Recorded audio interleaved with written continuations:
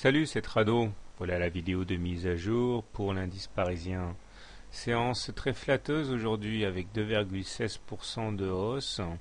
Et il est vrai que ça a tout du rebond.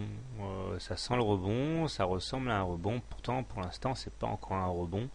Parce que si on se réfère au basique, on est toujours en dessous d'une moyenne mobile à 20 séances baissières, ce qui veut dire qu'on est en tendance baissière. Regardez par exemple ce qui s'est passé par le passé, c'est toujours intéressant. Là, on a fait mine de passer la M20, on a replongé. Là, on a fait passer la M20, on a fin de passer la M20, on a replongé.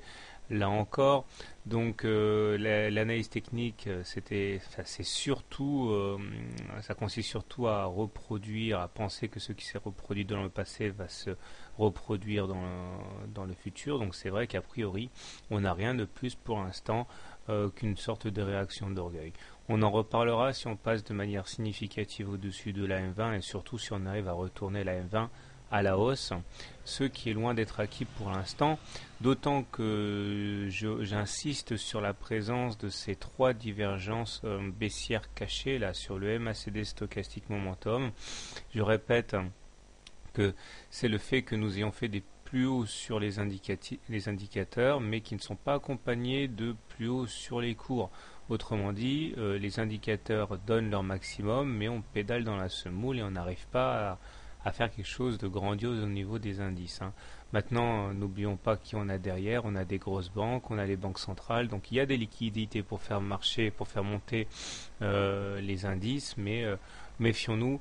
On est toujours en tendance clairement baissière en hebdomadaire et en journalier. Alors les objectifs haussiers peuvent donc bien sûr être la M20.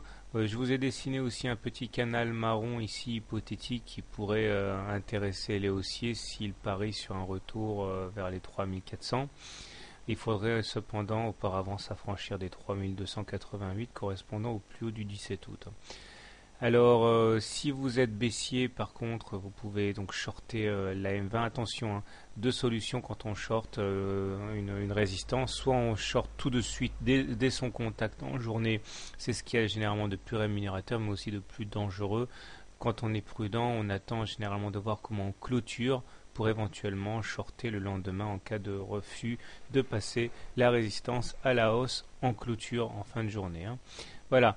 Donc, quant à moi, je suis plutôt favorable au trade baissier qu'au trade haussier pour les raisons que j'ai mentionnées. Maintenant, je sais qu'on n'est que le début de semaine, mais un petit tour du côté de l'hebdo pour voir un peu où on en est. Donc, on a cassé ce support majeur ici. Il y a de la place pour un retour sur la M7.